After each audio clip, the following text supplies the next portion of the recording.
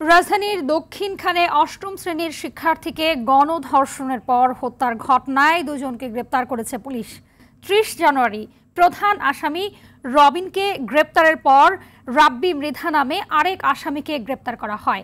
তাদের দেয়া তথ্যই হাতিরঝিল থেকে কিশোরীর বস্তাবন্দি মরদেহ উদ্ধার করা হয়।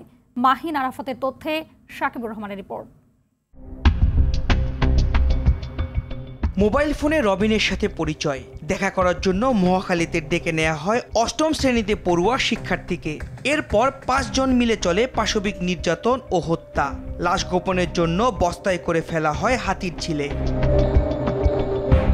সন্ধ্যার পরেও মেয়ে বাসায় না ফেরায় দক্ষিণখান থানায় সাধারণ ডায়েরি করে পরিবার। তথ্য প্রযুক্তি ব্যবহার করে প্রধান আসামি সহ ২ জনকে গ্রেফতার করে পুলিশ। অত্যন্ত কৌশলে তার মৃতদেহটিকে তাদের বাসারই একটা যে চালের বস্তা সেটাতে তাকে পুরে, এবং সে হচ্ছে একাধিক কমিউনিকেশন তারা ব্যবহার করে, ট্রান্সপোর্ট যেন বুঝতে না পারে যে তাকে এই ইয়েটাকে কোথায় নিয়ে যাওয়া হচ্ছে, এবং তাকে হাতিরঝিলে ডুবাই ফেলে দেয়। পুলিশ জানায় বাকি আসামিকে ধরতে অভিযান চলছে। যে এই গ্রুপটা অত্যন্ত ধুরন্ধর একটা গ্রুপ, কারণ তাদেরকে ধরার জন্য কিন্তু আমাদের অনেকদিন সময় লেগেছে। এই ঘটনাটার যে আরও ডিটেকশন, সেটার এখনও অনেক স্কোপ রয়ে গেছে, সে ব্যাপারে এখন কাজ করছে আমার টিম। এটার সঙ্গে আমরা আরও অনেকের সংস্পর্শ বা সংযোগ আছে বলে আমরা সন্দেহ করছি। এদিকে রাজধানীতে ইতালির নাগরিককে ছিনতাইয়ের ঘটনায় জড়িতদের আটক করেছে পুলিশ।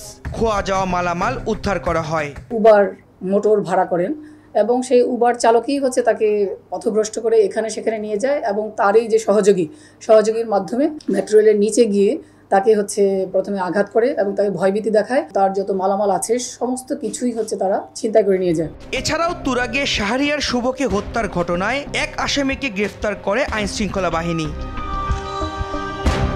সাকিবুর রহমান, RTV, ঢাকা।